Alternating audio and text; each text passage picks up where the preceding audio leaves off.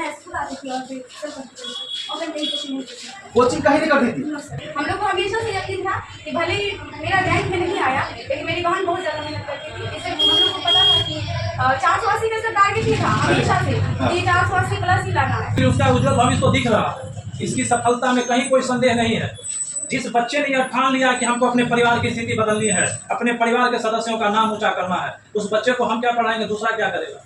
सबसे बड़ी चीज थी इसके लिए मोटिवेशन, और जिसने उस मोटिवेशन को समझ लिया है, उसको पकड़ लिया है, उसको दुनिया का कोई ताकत रोक नहीं सकता है। 2026 बिहार बोर्ड 10वीं का एग्जाम रिजल्ट आ चुका है और ये समस्तीपुर के दलसिंह साई की रहने वाली है। पूरे बिहार में इनका 8वां रैंक आया है। हम लोग मिलकर के और बातचीत करते हैं कि क्या मेहनत कैसी, कहाँ से क्या सपोर्ट मिली थी, हम लोग मिलकर बातचीत करते हैं। सबसे पहले तो बहुत बहुत बधाई, कंग्रेचुलेसन कि आपने पूरे बिहार में 8वां स्थान और मम्मी पापा जिला जवाहरात स्कूल का नाम, अपने गुरुजन का नाम बहुत ही रोशन किया। Thank you sir.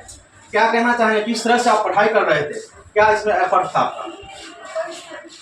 मैं रोजाना स्कूल आती थी और फिर और मैं कोचिंग नहीं करती। कोचिंग कहीं नहीं करती नो थी? सर। बिना कोचिंग का बस ये टॉप 8 में आ गए। अच्छा, स्कूल का जो भी गाइडलाइन रहता था उस आधार पे आप लोग पढ़ाई कर रहे होंगे और इस तरह से ये मुकाम हासिल किया। जी सर। अच्छा, फिर भी स्कूल में कितने टीचर थे जो आपको हमेशा गाइड में रखते थे? सभी सर टीचर जब पढ़ाते थे ऐसा बोलते थे होमवर्क घर से पूरा करते कितने घंटे पढ़ाई करते थे? अगर सेल्फ स्टडी नहीं करते थे स्कूल के गाइडलाइन पे तो कितने घंटे आप पढ़ाई करते थे? 6 घंटे। 6 से 7 घंटा हम ट्राई करते थे, डेली पढ़ ली। अच्छा अच्छा, तो सबसे अधिक अंक किस सब्जेक्ट में आया आपका? उर्दू और साइंस में 98 आया। उर्दू में 98 जी सर। और साइंस में 98। अच्छा, यही दोनों में सबसे अधिक अच्छा। आगे क्या बनना है आपको? डॉक्टर। डॉक्टर बनना है। आपको लग रहा था जब एग्जाम देने के लिए जा रहे होंगे, दूसरे में कहीं मन में आता होगा कि हम तो कोई कोचिंग क्लास लिए नहीं है, पता नहीं टॉप 10 में आएंगे या नहीं, ऐसा कुछ लग रहा होगा? नहीं सर, उससे पहले भी हम बहुत सारे पेपर दिए थे घर पे बैठकर। हाँ। तो मेरा अच्छा खासा जो है वो बन जाता था सर। अच्छा कैसा बन जाता था? जिस स्कूल के टीचर लोग जो गाइडलाइन करते थे उसके आधार पर आप लोग अपना पढ़ाई कर रहे थे, तो लग रहा था हम आ सकते हैं। जी सर। अच्छा, आपके पेरेंट्स को लग रहा था कभी कि आपके टैलेंट को देख कर भी टॉप 10 में आएंगे? हाँ, अच्छा लग रहा है। पेरेंट्स को लग ही रहा होगा क्योंकि पढ़ाई करते थे। हाँ, कि ऑफलाइन या ऑनलाइन भी लोग पढ़ाई करते हैं, उसमें क्या कुछ कर सकते हैं? ऑफलाइन जो पढ़ते हैं तो उसमें सर जो है वो आगे हम बैठ कर बता सकते हैं। कंसेप्ट ज़्यादा क्लियर रहता है। जी, ऐसा नहीं कि कंसेप्ट ज़्यादा क्लियर जो है वो ऑफलाइन होता है, ऑनलाइन में हो जाता है। और अच्छा। सर बहुत करते हैं मेहनत की, तो कैसे समझाए तो तुरंत समझ ही जाए, कुछ स्टॉप नहीं रहेगा। अच्छा, आप अपने स्कूल के जितने भी टीचर हैं उनको कितने धन्यवाद देंगे जो आपकी पढ़ाई में सपोर्ट में टॉप 8 में आई है, उन्होंने सहयोग किया? बहुत बहुत शुक्रिया है। सबसे ज़्यादा किन सर को आप कहें? खाली सर मुझे सिन्हा सर। हाँ, हमेशा गाइड करते रहते हैं। जी सर, हमेशा मोटिवेट करते रहते हैं। अच्छा, और जितने भी टीचर्स टीम में सभी लोग अपना कर रहे थे? जी, सभी बहुत ट्राई करते थे कि बहुत अच्छे से बच्चा को समझाए कि वो तुरंत समझ जाए। हाँ, जो भी बताते हैं हम लोग कंसेप्ट वहीं पे क्लियर हो जाता है, डाउट जो भी हो। जी, थोड़ा बहुत तो मेरी आँखें समझाते। बिल्कुल। आपके आने वाले जो समय में एग्जाम दो देंगे 10th में, तो उनको आप क्या कहना चाहेंगे एज अ सीनियर स्टूडेंट के अनुसार? बस खुद पर विश्वास रखिए और अच्छी से पढ़ाई करके क्या फोकस का मेन रूप से फोकस जो उसका वीक सिलेबस होता है, वीक सब्जेक्ट रहेगा वो इसी पर ज़्यादा मेहनत करें। और भी सबको दे में टाइम, लेकिन जो वीक है उसको समय। और कुछ कहना चाहेंगे अपने सर के लिए लास्ट? बहुत बहुत शुक्रिया है सर सबका जो इतने अच्छे से हम लोगों को पढ़ाई मोटिवेट करते रहे, हट के ना हम लोग। बहुत बहुत धन्यवाद।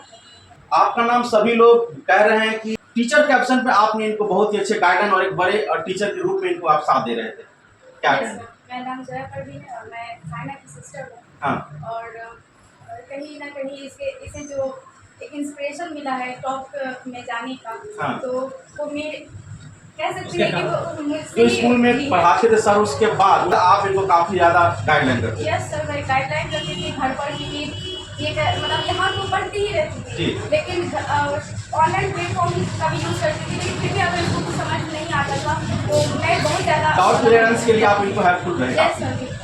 अच्छा, तो सच में 6 से 8 घंटा पढ़ती थी कि ऐसे पढ़ती? नहीं, पढ़ती थी, ये इससे ज़्यादा ही पढ़ती थी। मेरे को एवरेज बता रही है कि 6 से 7 घंटा पढ़ती थी, लेकिन जैसे जैसे एग्जाम नजदीक हुआ तो ये आवर्स बढ़ते गए और बहुत ज़्यादा 12 बजे 1 बजे रात तक 2 बजे रात तक ये मतलब पढ़ती ही रहती थी। मेहनत बहुत की है। हम लोग को हमेशा से यकीन था कि भले ही मेरा रैंक में नहीं आया, लेकिन मेरी बहन बहुत ज़्यादा मेहनत करती थी। इससे हम लोग को पता था कि 480 का इसका टारगेट ही था हमेशा से कि 480 प्लस ही लाना है, इस बार टॉप 10 में जाना ही है। आप नहीं लाए, लेकिन आपके गाइडलाइन में आपके सिस्टर ने बिहार में 8वां स्थान ला करके गौरवान्वित महसूस किया। बहुत ज़्यादा खुशी है मुझे और इंशाल्लाह मुझे भरोसा है कि आगे आने वाले जैसे 12th हो या फिर नीट क्वालिफिकेशन हो, इसमें भी बहुत अच्छा ये करेंगे। अच्छा, आगे नीट क्वालिफाई करके डॉक्टर बनना डॉक्टर बनना चाहते हैं। चाहिए। आपका क्या हेल्प है इनके लिए? मैं हमेशा इसे मोटिवेट करती रहती थी, क्योंकि इसकी बहन का रैंक में नहीं आ पाया, तो मैं इसे हमेशा मुझे तुम्हें रैंक में लाना ही होगा, क्योंकि जोयापी का नहीं आया तो तुम्हारा आएगा तो बेहतर रहेगा। जो इससे नहीं हो सका वो तुम करोगी। और जब स्कूल में एडमिट कार्ड इसे मिल गया तो उसके बाद स्कूल तो आना बंद हो गया, फिर भी यहाँ के टीचर बोले अगर कुछ प्रॉब्लम हो फिर भी आना है। सारे बच्चे को बोले थे, लेकिन फिर ये नहीं आने लगी स्कूल। एडमिट कार्ड मिलने के बाद तो घर पर अपने इसकी जोयापी ही सब चीज़ से बताती रहती थी, जो भी प्रॉब्लम होता था, और ऑनलाइन से जुड़ी ही थी। अच्छा, इनके टीचर के लिए क्या कहें? इनके टीचर के लिए इनके बहुत टीचर और इनकी बहन, हाँ, टीचर अगर नहीं रहते तो घर पे काफी क्या करें? इनकी बहन सबको मैं पढ़ाती है, हम लोग को भी बहुत बताती है, बहुत सारा चीज़ बताती है घर पर। सारी चीज़, कुछ भी प्रॉब्लम होता है तो जोयापी से ही पूछते हैं हम लोग, कुछ भी होता है। हाँ, क्योंकि बहुत अच्छी बताती थी, हर एक टॉपिक को बहुत अच्छे से समझा देती थी। एक टीचर के तरह हम लोग हर एक सिलेबस, जो भी सिलेबस और टॉपिक हो, हाँ, सारा सारा कुछ चीज़ पे आपको। हम लोग सब घर ही में पढ़ते हैं, कोई कोचिंग नहीं करते हैं। स्कूल रोजाना जाते हैं और जो प्रॉब्लम रहता है ऑनलाइन से पढ़ते हैं, और जो रहता है बहन है सब वहीं सबसे पूछते हैं। बिल्कुल, बहुत बहुत धन्यवाद। देखिए, अब यहाँ के जो शिक्षक हेडमास्टर सर हैं उनसे भी मिलते हैं, बातचीत करते हैं। सर, आपको भी बहुत बहुत बधाई कि आपके स्कूल की बच्ची ने बिना कोचिंग के, आप लोग की सिर्फ गाइडलाइन से इन्होंने टॉप 8 में स्थान बनाई। जी, पहले आपको बहुत बहुत धन्यवाद। कहना ये कि अभी आप जिससे बात कर रहे थे जोया जी, जो कि साइना की बड़ी बहन है जी, वो 2022 में इसका भी नाम टॉपर वेरिफिकेशन में आया था। जी जी ठीक है जी। ये, लेकिन बाद में होता है ना कि मार्क्स उतना टॉप 10 में नहीं रहा तो उतना हाईलाइट नहीं कर पाते हैं लोग, जी, जी। जिसके कारण ये थोड़े से चूक गई थी। लगभग 20 रैंक के आसपास ये भी थी वहाँ। जी जी जी तो इसका जो मनसूबा था टॉप करने का, जी, वो तो बच्ची का रह गया टॉपर वेरिफिकेशन में जाने के बाद। जी जी, तो इसने भी सोचा कि हमसे जो कमी रह गई वो हम जी। अपनी बहन के रूप में उससे जरूर पूरा करा लेंगे। तो आज साइना भले टॉप की है, लेकिन इसका असली जो हम कह सकते हैं कि हकदार जरूर जोया है। बिल्कुल, इसने बहुत मेहनत किया है, और साइना का अपना मेहनत था। स्कूल में जिस तरीके से ये डिसिप्लिन में रही, जी, आज उसी वही डिसिप्लिन इसको काम आया, और वही कारण से आज ये इस मुकाम तक है। सर, आपने इस स्कूल के जितने भी टीचर्स हैं सभी को धन्यवाद करते हुए सबसे अधिक अगर कहा जाए तो आपको भी श्रेय दे रहे हैं, जो उनकी गाइडलाइन में मैथ में बहुत ही अच्छे अंक प्राप्त। इसका कारण क्या है सो बताते हैं। ये जिस समय यहाँ पढ़ रही उस समय में सब्जेक्ट टीचर में हम अकेले थे जी, और बाकी म्यूजिक, आर्ट्स एंड क्राफ्ट, माने जो एक्स्ट्रा करिकुलर वाले टीचर होते हैं वो लोग ज़्यादा यहाँ मौजूद थे। हमारा विद्यालय खुश नसीब है कि इस बैच से इस बच्ची को तो मौका नहीं मिला। अभी हमारे बीच जो भी शिक्षक आए हैं, एक से बढ़कर एक शिक्षक आए, जिसके लिए हम भगवान को बहुत शुक्रिया करते हैं कि इस विद्यालय को आपने एक से बढ़कर एक शिक्षक दिया। लेकिन इस बच्ची के सेशन में हमारे पास यहाँ शिक्षकों की भारी कमी थी। जी जी, तो भारी कमी के बाद सरकारी योजना का लाभ लेने के लिए बच्चे को भी बार बार बुलाना पड़ता, हैरान करना पड़ता था हम लोगों को, जाना पड़ेगा।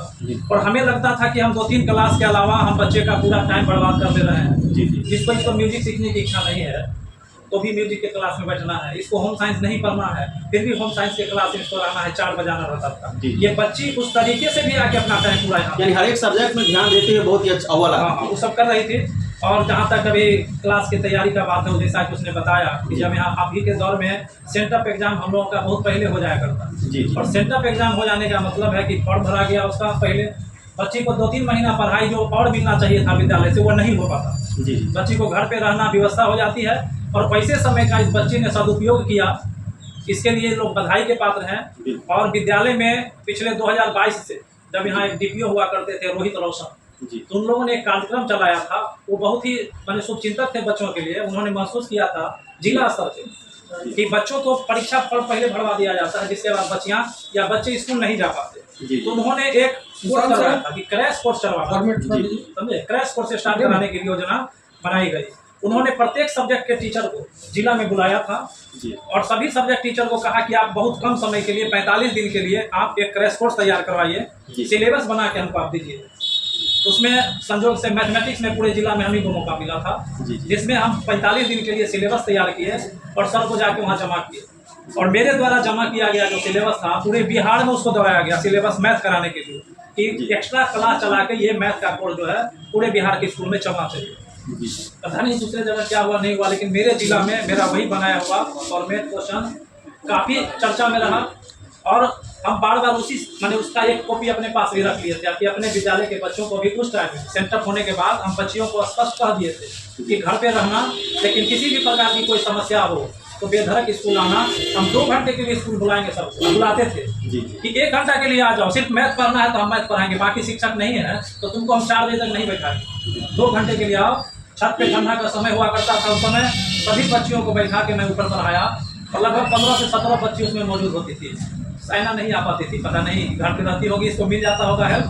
बाकी की जो बच्चियां वहाँ बैठ के तैयारी की, अभी उसका भी रिजल्ट मेरे पास आ रहा है 450 प्लस। बहुत सारी छात्राओं का नंबर अभी तक आया है जो हमसे फोन पे जुड़ के रहता है। उज्जवल भविष्य के लिए क्या? इसके उज्जवल भविष्य के लिए, उसका उज्जवल भविष्य तो दिख रहा है, इसकी सफलता में कहीं कोई संदेह नहीं है।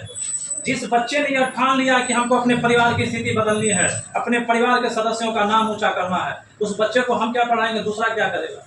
सबसे बड़ी चीज़ थी इसके लिए मोटिवेशन, और जिसने उस मोटिवेशन को समझ लिया है, उसको पकड़ लिया है, उसको दुनिया का कोई ताकत रोक नहीं सकता है।